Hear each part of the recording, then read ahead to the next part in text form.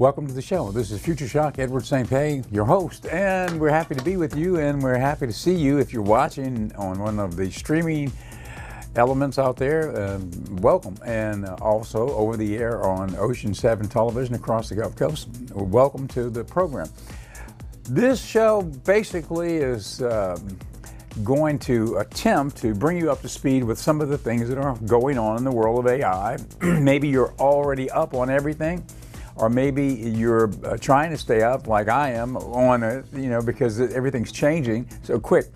We've got an interesting story today. We've got Meta strikes again. Okay, we've got something revolving around Meta, the parent company of Facebook and Instagram, Zuckerberg, right? So he has a new AI project, and it sheds light on a new area of AI that may be usable by all of us, an AI device.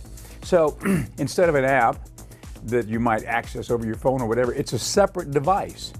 And it it may look like a little small screen or whatever, but this little AI device will have super capabilities to help you in a lot of ways. So we're going to take a look at that in a minute. Meta strikes again, and it will infuse into that story information about a device that's being sold right now. It's already available. Also, Microsoft's new, it's called Phi 3. It's another AI device, which is from Microsoft. So you can see people are getting into the game now, and that's where it's going. It's going, our phone is going to become a super phone. You know, it may not be exactly the kind of phone we have now. It may change a bit, but it's going to be imbued with superpowers. And so we'll be able to use it in a lot of ways. It may not even look like a phone anymore. It may look like a small little device, which you'll see in a second. I've looked at the video a little bit, and basically it's a whole new category of products that will be coming. They will be infused with AI. There will be a personal assistant, I guess, of the future, a futuristic version of a personal assistant box of some sort. Also, we've got a couple of segments on humanoid robots. We've got more on the big news from Boston Dynamics, the upgraded version of Atlas, their humanoid robot. They came out with an upgraded version. Of course, you've got Tesla and others who are infusing AI into robotics to turn them into, well, almost supernatural creatures, things from a science fiction movie, right? But they're here, and you'll be able to see more. If you haven't seen the Boston Dynamics Atlas robot, you're going to be amazed. And it went through a big upgrade. And so we've got more on that, a couple of videos on that. But first, let's start off. Let's look at the Meta Strikes Again video. Let's take a look at what Meta is doing, and there'll be an intro to the new AI devices. Let's take a look. So Meta's smart glasses, the Ray-Bans, actually now have AI in them. If you aren't familiar with what these glasses are, they're basically like what the Google Lens was supposed to be. And if you don't know what that is, it's basically glasses that have a camera embedded in them that can take high quality pictures, and you can do a whole load of cool stuff with it. Now, I think this was a very obvious step for Meta, considering the fact that they just released their new AI tool. And I'm truly excited for this update because I think this actually goes to show what is going to be coming in the future with AI devices. Now, I know a lot of people have been skeptical to try out these glasses, and I've actually tried them out myself, and I have to say, they don't disappoint. I mean, when we look at generative AI and just a personal assistant, we actually wonder what the form factor is going to be. And one of the key things I've noticed with the Meta glasses is that they aren't actually weird. They aren't actually awkward. They fit pretty well. And as someone who's seen them on other people as well, they don't look like something that's out of place. And the best thing about them is that you don't actually have to get used to wearing a new and different product. This is something that people already use. Of course, some people do use sunglasses more in hot countries, but you can actually get prescription lenses fitted, so these can be your everyday glasses. Now, they didn't have the AI update before today, so if you do have a pair, you can actually access this update. But it is important to note that currently this is only in early preview. So if you're like me and you do have the glasses and you're in a country like the UK, they haven't actually rolled it out worldwide yet. But I'm guessing that when it is rolled out completely, this is going to truly change the game. Because like I said before, the glasses were already pretty decent. But this is arguably going to be one of the easiest devices for the average person to use in terms of actually getting to grips with an AI system that's non-invasive. And all that means is that this is just naturally going to be there. So you'll basically just have glasses that potentially in the future will always have an AI in them, and maybe a camera is just going to be that something that people get so used to that it's something that's now expected. Now, I think this will really take off in the next 2 to 3 years when we do get AI systems that have much lower latency and the quality completely increases. For example, when maybe some influencers start to take video calls or they start to record certain pieces of content, I think that is when the spiral up is going to truly be there because, as you know, social media virality, trends. All it takes is one big trend, and then we have thousands and thousands of people, and even millions and millions of people getting in on this new AI trend. And I think the only thing that's currently stopping widespread adoption of this is, of course, the latency between talking to an AI system and actually getting that response. And I do think, like I said before, within the next 3 years, that's not going to be a problem at all. And once that isn't a problem, I'm pretty sure a lot of people are going to be utilizing this. And it does show an interesting trend, because maybe this could be the future of AI form factor, and other companies like OpenAI and Humane might actually switch their form factor to compete with what's Meta doing. And I definitely do have to say that putting glasses with a camera and all sorts of technology that they do have inside is definitely a pretty hard thing to do. Now, when actually talking about AI devices, something that you should all know is that Rabbit actually recently had their pickup party in New York, and this is the first live unboxing of the Rabbit R1 device. Now, why am I even talking about this? Well, number one, it's quite similar to the Meta AI glasses in the sense that it's an agentic AI platform, and the fact is that right here we have a monumental moment, because it's a landmark event where we actually have an AI device that many people are actually excited to use. Now, I think this is going to be truly interesting over the next couple of days, because that's when this thing is going to start getting into the hands of different tech reviewers. And I think that's when we can start to see the wider reviews of this, especially compared to Humane's recent AI pin, which was honestly just a blunder in the tech industry, because I don't think they listened to initial reviews of what people were stating about the device.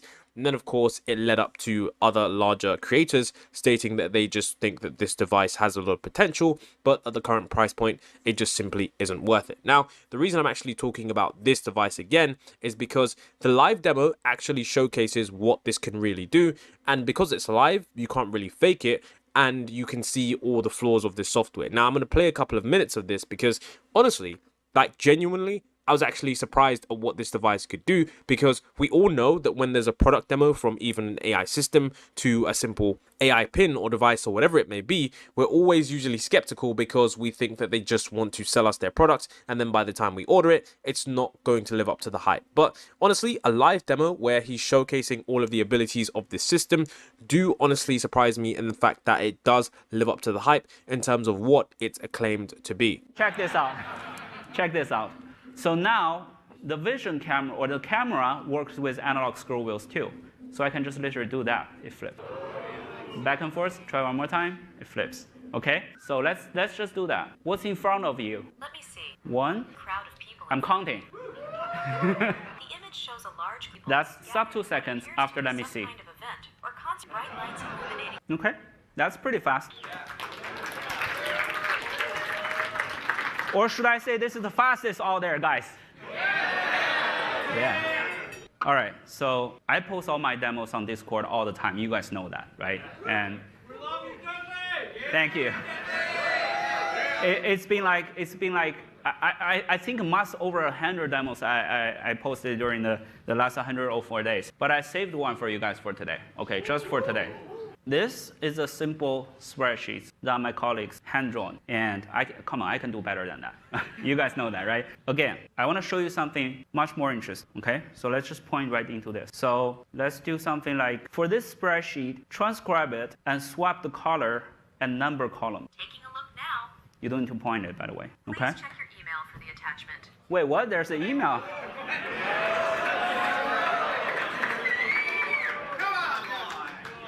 Guys, check your watch. Check your watch.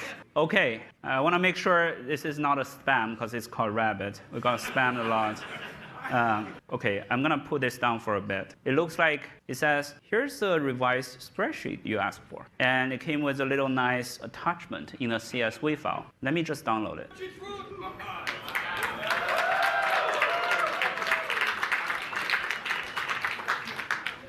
Guys, R1 is real. So there's an example of a real-world application where this device can be helpful in a lot of ways. So it's an AI device, along with the sunglasses. I mean, that was a great video. I mean, everybody's wearing glasses, and these AI-infused glasses will be able to do a lot of things that we've never even imagined, right? So there are two examples of devices, the sunglasses, and that little box from Rabbit. So you can Google Rabbit, find out more about them, and it's an oncoming project. Okay, so there is a lot of activity with the robotics out there right now, and we've got a video on, we've got a couple of videos on the latest from Atlas, which is the Boston Dynamics video. Here's a clip. This is Elon Musk. This is from Tesla. This is a Tesla clip. Now, you know, Tesla is also involved in the humanoid robotics build out right now. They are big in it, along with Boston Dynamics, who is doing the Atlas robot. So let's take a look at this video, and it sort of plays up the competition between some of the humanoid robotics firms out there and what they're getting ready to bring to the market. Let's take a look. Boston Dynamics officially unveiled Atlas Gen 2 immediately after discontinuing Gen 1. With no more hydraulic drive system, this new humanoid robot will overhaul both its design and operation to directly compete with Optimus Tesla. Following the failure of Gen 1, Atlas Gen 2 may be commercially at a shocking price. The race for humanoid robots intensifies with both Gen 2 contenders. So, who's going to change the robotic game? As predicted by many, Boston Dynamics' decision to cancel the Atlas robot likely meant that they were preparing to release a superior replacement. And just one day after announcing the cessation of Atlas robot development, Boston Dynamics immediately declared that they were about to unveil a completely different generation of humanoid robots, still under the old name Atlas. How is the design of Atlas Gen 2 keeping up with Optimus? If the Tesla Bot Gen 2 undergoes significant improvements in appearance and materials, enhancing its refinement compared to the previous generation, then Atlas has completely ditched its old design to debut the form of a more refined humanoid robot. The new version of the robot's almost unrecognizable, as it didn't inherit any features of the old one. Gen 2 shed its bulky body, curved legs, and armored shell. There's no exposed cables anywhere on the new, sleek mechanical frame. Similar to bipedal robots like Tesla's Optimus, the new Atlas now features longer limbs, a straighter back, and a separate head that can rotate when needed. The biggest highlight here is that the face includes a built-in ring light. When Atlas stands upright, it does so when facing the camera. Now its head rotates around 180 degrees before its body follows suit. It stands still for a moment, giving the camera a clear first look at its head, a ring light forming the circumference of a perfect circle. The head of Atlas Gen 2 is one of the design elements that Boston Dynamics shared that they were quite concerned about.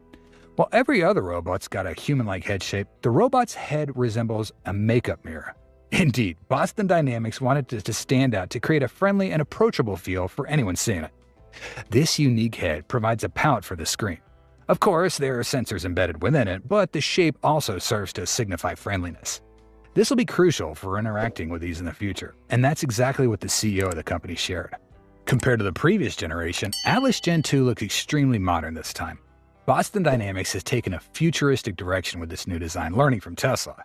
At first glance, the appearance of robots may seem unimportant, but for us, especially as they start showing up in households, we think that Boston also considers this because at least no one would dare to buy a robot with a threatening appearance that might scare children.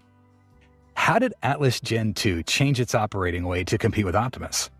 Boston Dynamics seems to have devoted considerable time to researching and developing Atlas Gen 2 before deciding to terminate the previous one. This is most evident through the transition to a fully electric robot design like Tesla's Optimus, rather than using hydraulic fluid in the drive system like before. Now, the new race truly begins because both of these robots primarily operate on the batteries provided by the manufacturer. Speaking of Boston Dynamics' previous robot, everything's different now. The previous version of Atlas did use electricity, but also relied on hydraulic fluid, as you can clearly see in the videos Boston Dynamics puts out. The hydraulic drive system brought many benefits to Atlas's robot, including a strong force, easy control, high efficiency, and agility. Okay, so that's the robotic situation out there, humanoid robotics. Tesla's big in it, Boston Dynamics, they'll be bringing these to market before very long, and they'll be showing up in the workforce. So it's interesting to see how far robotics has come at this point. It's really the merging of science fiction. I think, you know, it's not science fiction anymore though. It's science fact at this point, and it's only going to get more profound. Okay, this program is brought to you by the Pendragon Apothecary, which is our associated wellness project. It's a forward-leaning wellness store. We've got the various medicinal mushrooms from the Vedic medical tradition and Chinese medicine, and all of those mushrooms are here in the form of powder or tincture. We've got various tinctures you can take. For example, the 7 medicinal mushrooms. Instead of all of the individual powders, you can take a tincture with all 7 mushrooms in it. It's an alcohol-based tincture, so you take a dropper full, put it under your tongue, you get the medicinal benefits of the mushrooms simply, quickly, and very portably. So you can take it with you, put it in your pocket and take it with you wherever you go traveling, and you can stay with your wellness regime. So you don't get sick in the first place. Somebody said to me the other day, they said, "Your skin looks great. What are you doing?" I said, "Well, I don't know really. I'm not doing anything very much except that I have become a biohack guinea pig, if that matters. I mean, I get under the red light in the morning at 4:50 a.m. I get up and I get under the red light therapy. Google it, red light therapy. It's good for you. And get on a vibration board and do it. So I'm biohacking. I'm hacking into it from the standpoint I'm doing 2 things at once: red lights, and I'm doing I'm activating my lymphatic system on the vibration board, shaking up your organs, kind of getting them going for the morning. And then I do a back stretching thing on a back ab stretch machine with red lights on me on that. So that's a 30-minute thing. Then I get up and go. So yeah, that's how I start the day. And I'm doing other things, anything I can do. I mean, if I learn about it, okay, here's another one. Let me give you another biohack. Grounding, so simple. Stand on the earth. Get the rubber soles out between you and the ground. Touch the ground. It's like a discharge. Think about it. How often do we do it? You know, in the modern world, you know, you're working, you're wearing shoes every day. I mean, when do you get on the ground? Now, there's a biohack for that. It's called grounding sheets, or you can get grounding pads, which they literally plug in, not to the electrical socket, but you know, the grounding socket, the 3rd plug on the bottom of the plug-in, that's the grounding socket. So you have one little single plug. Let's say you've got sheets that are grounding sheets. They're infused with little threads, silver threads throughout the inside of the sheet, which plug into, at the end there's a plug. You plug your wire in, and it plugs into the grounding element on the in the electrical socket. So it's grounded. They have the pillowcases, they have the sheets, and they have got mats to put your feet on while you're working at the computer all day. It's a way to naturally ground yourself, but without having to go outside and take your shoes off and walk around the ground for 15 minutes. So anyway, there are ways to do it. That's another way to biohack yourself into better health. There's lots of things. Anyway, that's the kind of store we are here at the Pendragon Apothecary. We've got the wellness products, but also I think it's merging into more of a biohacking type of a situation. Anything that I learn, I want to share it with you. I'll give you another one real quick, is intermittent fasting. Very simple. You just don't eat from 8 p.m. until noon the next day. The longer the better, but let's say even if it's at noon. So you're fasting more than you're eating, okay? You're fasting more hours than you're eating. Your body goes into sort of an internal cleanup process after about 12 hours. It's called autophagy, and you kind of clean up the free radicals in your system naturally, you know? So you get a clean out every day. You take the garbage out. Just think if you didn't take the garbage out for a week in the house, what would happen? Same thing with your body. If you got to get the free radicals out of your system, and that's what does it, by fasting. And doing it simply like that, you get into the routine. And also, I think it clears up your focus. A lot of things improve when you don't eat as much. You give your body a chance to kind of stop, recalibrate for a second without working 24/7, right?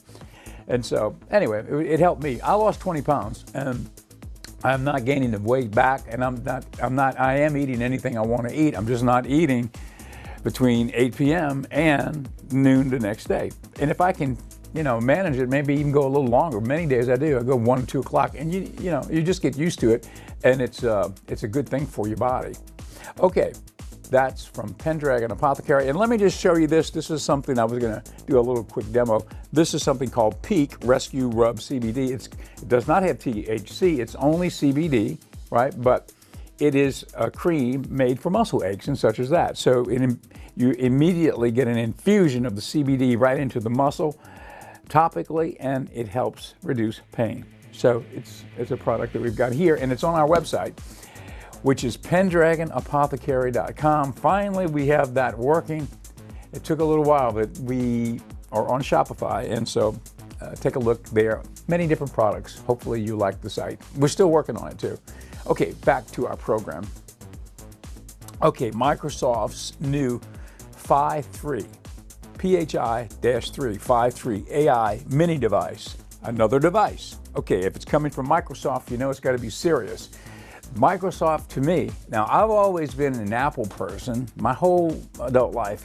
I have always sort of just defaulted to Apple. I'm a Steve Jobs fan, and I agree with them, and I think that, let's not go into it, but Microsoft is so right on target with everything they're doing. Think about it. They are the major funding source behind OpenAI, which is ChatGPT-4.